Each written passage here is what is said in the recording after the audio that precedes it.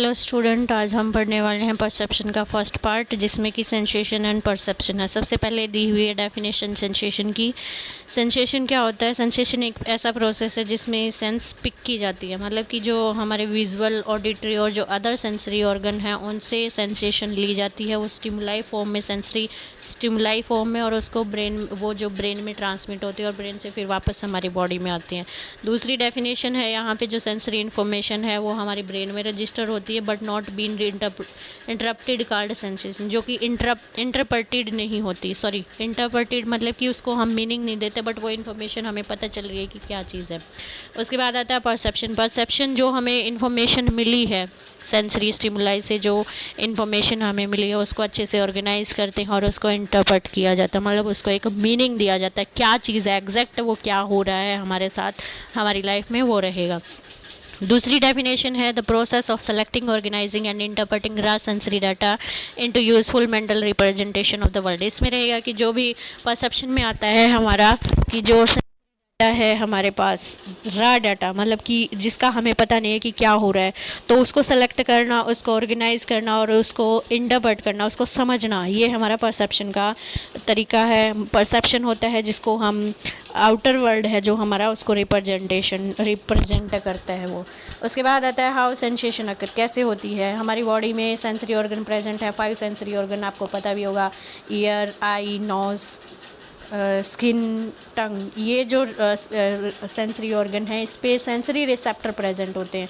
जो sensory receptor हैं वो स्टिमुलाई को लेते हैं, सेंसरी इन्फॉर्मेशन लेते हैं और वो इन्वायरमेंट से लेते हैं, इन्वायरमेंट से फिर वो ब्रेन में हमारे सेंसरी रिसेप्टर पे आती है, सेंसरी रिसेप्टर से वो नर्व के थ्रू ब्रेन में जाती है और ब्रेन से फिर वापस हमारी बॉडी में आती है।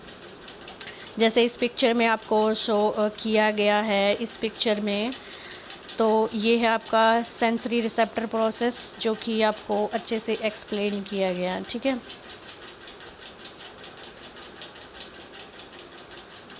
इसके में है कि जो सेंसरी इन्फॉर्मेशन हमें मिली है, कोई भी लाइट मिली है, कोई भी हमें साउंड मिली है, तो वो रेयर डाटा है एक टाइप से। क्लियर, आपने जो देखा वो आपकी आंख में भी, आपकी आंख से रिकॉर्ड हुआ है, आपकी नाक से आपने उसको स्मेल किया है, आपके ईयर से आपने उस साउंड को सुना है, तो वो इन्फॉर्मेशन हमारे नर्व फाइबर से हमारे ब्रेन में जाती है और ब्रेन में जो उस चीज़ के रिगार्डिंग हमें पता चलता है कि जो रिसेप्टर हैं वो ब्रेन में लेके जाते हैं इन्फॉर्मेशन को, और वहाँ से वापस जो इन्फॉर्मेशन आती है ब्रेन में हमें पता चल जाता है कि वो चीज़ क्या है, कौन सी किस टाइप की साउंड आ रही है, लाउड है या लोअर है, आपकी फेवरेट है या आप उसको लाइक नहीं करते, इस टाइप से। क्लियर। उसके बाद आता है यहाँ पे ट्रांसडक्शन दिया हुआ है। ट्रांसडक्शन क्या होता है? सेंसरी रिसेप्टर जो प्रेजेंट है, आई है, ईयर, नोज़, स्किन, टंग है आपकी, वो स्टिमुलेशन को न्यूरल इम्पल्सिस में कन्वर्ट करती है, जो कि ब्रेन में सेंड की जाती है, उसको बोला जाता है ट्रांसडक्शन। क्लियर। नेक्स्ट आता है हमारा परसेप्चुअल प्रोसेस। परसेप्चुअल मतलब कि परसेप्शन जो है हमारी, उसका क्या प्रोसेस होता है। परसेप्शन का प्रोसेस है हमारा यहाँ पे 3 टाइप का दिया हुआ है। सबसे पहले है हमारा सिलेक्शन का। सिलेक्शन में है कि जिसमें हम कोई भी स्टिमुलाई, बहुत सारे स्टिमुलाई हमारे पास प्रेजेंट होते हैं, हमारे इन्वायरमेंट में प्रेजेंट होते हैं, कौन सा हम लेने वाले हैं, किस चीज़ पे हमें ज़्यादा ध्यान देना है, वो चीज़। नेक्स्ट आता है हमारा ऑर्गेनाइजेशन, जिसमें कि इन्फॉर्मेशन हमने जो कलेक्ट की है वो एक पैटर्न में हम उसको लेके जाएं, ठीक है। उसके बाद आता है हमारा इंटरप्रिटेशन, उसको एक मीनिंग देना, वो आता है हमारा इंटरप्रिटेशन में। क्लियर।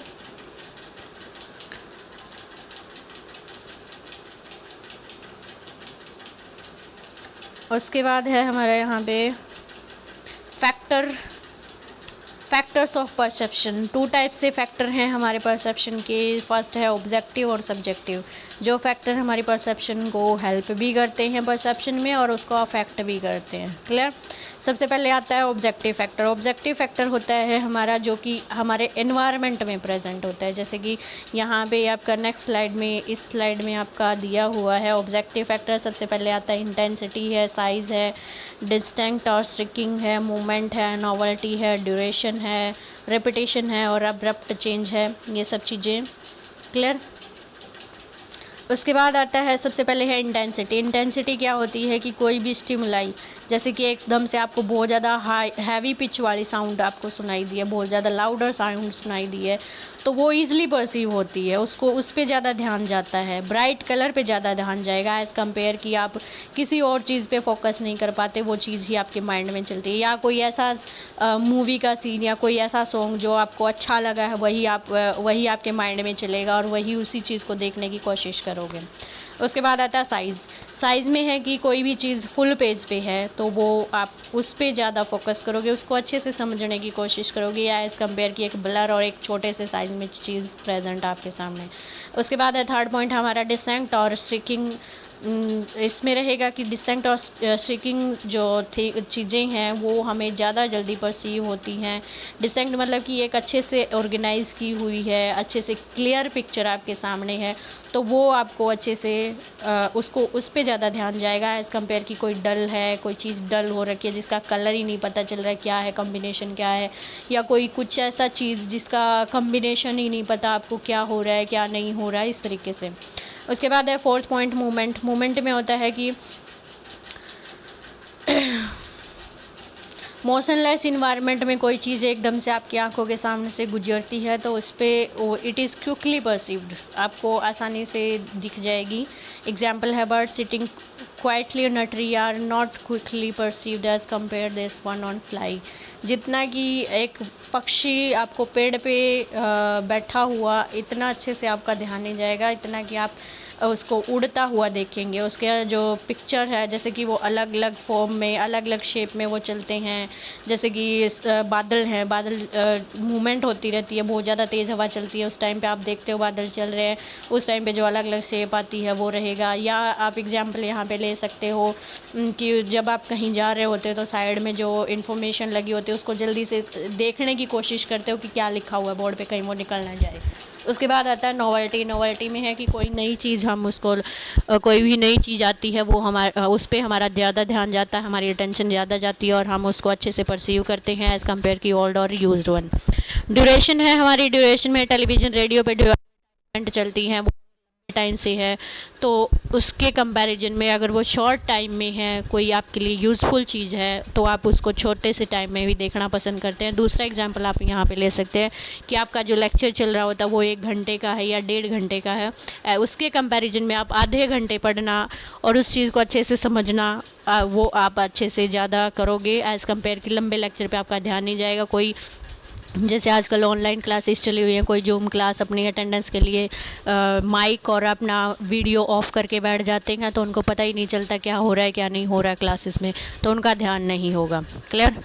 उसके बाद आता है हमारा यहाँ पे रिपीटेशन। रिपीटेशन में है कि कोई चीज़ बार बार हो रही है, रिपीटेड है स्टिमुलाई आपको मिल रहा है, तो उससे हम यूज़फुल हो जाते हैं, यूज़ टू हो जाते हैं और उस चीज़ को अच्छे से परसीव करने की कोशिश करते हैं। फॉर एग्जांपल जैसे कि आप कोई प्रोसीजर करते हो फंडामेंटल का, उसको बार बार करोगे तो आपको पता चल जाएगा कि एक स्टेप के बाद कौन सा स्टेप आएगा। या जैसे एक्सरसाइजेस करते हैं कि एक एक्सरसाइज आपने कंप्लीट की उसके बाद कौन सी करनी, स्टार्टिंग में करते हैं नॉर्मल एक्सरसाइज, उसके बाद आपकी हैवी वाली एक्सरसाइज, डे बाय डे आप जो प्रोसेस फॉलो करते हो। उसके बाद आता है आपका अब्रप्ट चेंजेस। अब्रप्ट चेंजेस में आता है कि एकदम से कोई स्टिमुलाई या कोई ऐसी कंडीशन जो चेंज हो जाए। फॉर एग्जांपल आप शांति से रूम में बैठे हो और एकदम से बहुत तेज़ आवाज़ आने लग जाए, जैसे सॉन्ग की आ जाए या कोई चिल्लाने लग जाए घर पे, तो वो आवाज़ उस पर ज़्यादा ध्यान जाता है, आपको पता चल जाता है कि किसी की लड़ाई हुई है, कहीं पे भी डीजे बजा है या कुछ भी हुआ है, तो उस पर ज़्यादा अटेंशन जाती है हमारी। नेक्स्ट है हमारा यहाँ पे सब्जेक्टिव फैक्टर। सब्जेक्टिव फैक्टर में आता है हमारा यहाँ पे पर्सन का खुद का, मतलब इंटरनल फैक्टर जिसको बोला जाता है, जिसमें कि not determined by physical characters. Physical नहीं होगा उसमें, स्टिमुलाई प्रेजेंट होती है, वो हम इसमें काउंट करते हैं। सबसे पहले है हमारा मोटिव्स और needs, interest and value, past experience, age, preparatory set और सोशल एंड कल्चरल ट्रस्ट। ठीक है, तो ये सब चीज़ें हम इसमें पढ़ेंगे अभी। बाद है सबसे पहले है हमारा यहाँ पे सब्जेक्टिव फैक्टर। सब्जेक्टिव फैक्टर में आता है पर्सन का जो, अगर पीपल मोटिवेटेड हैं किसी भी चीज़ को करने के लिए, फॉर एग्जांपल आपने अपना माइंड सेट कर लिया है कि आप एक मूवी देखने वाले हैं, तो उस मूवी को आप देख के ही रहोगे, कुछ भी हो जाए। या कोई वेब सीरीज़ चल रही है, वेब सीरीज़ को आप कंप्लीट करके ही मानोगे, बेशक आपका टेस्ट ही क्यों ना चला जाए, तो आपने अपना माइंड सेट किया हुआ है इस वजह से। क्लियर।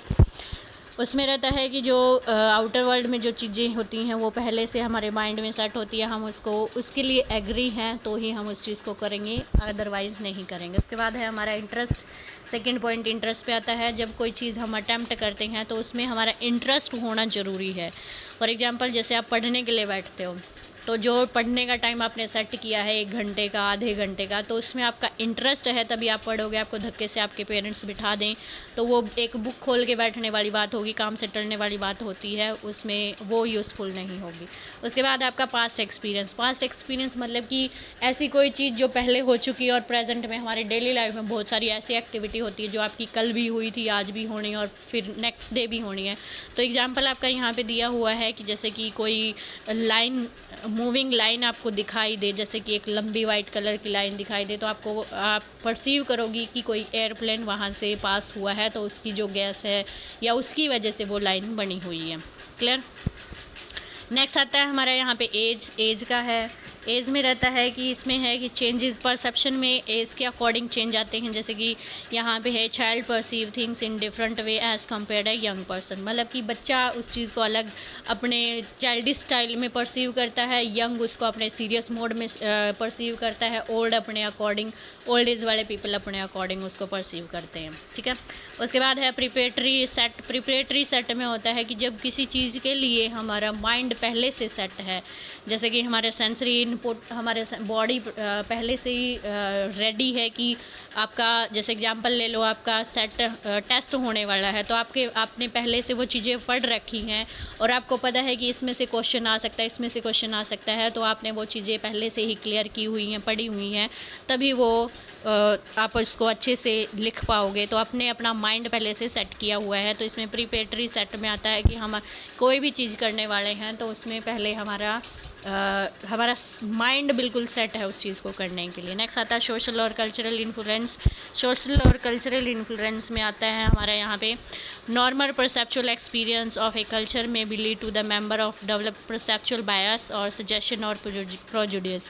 इसमें है कि कल्चर ग्रुप के अकॉर्डिंग वो चीज़ आपके लिए अच्छी भी हो सकती है, कई बार वो परसेप्चुअल बायस भी आ जाते हैं, मतलब उस चीज़ को हम, वो चीज़ होती सही है बट हम उसको गलत परसीव कर ले। फॉर एग्जांपल मैं यहाँ पे एग्जांपल देना चाहूँगी, जैसे कि पंजाब में है ड्रिंकिंग को अपना स्टेटस माना जाता है, बट उसके कंपैरिजन में हमारे हरियाणा में अगर हम देखते हैं तो उसमें क्या रहता है कि हम उस चीज़ को बैड मानते हैं, मतलब अच्छा नहीं मानते, कि इसमें पर्सन फैमिली कंडीशन भी वर्स्ट हो जाती है, पर्सन खुद की लाइफ भी उसमें चेंज हो जाती है, वो सब चीज़ें होती हैं।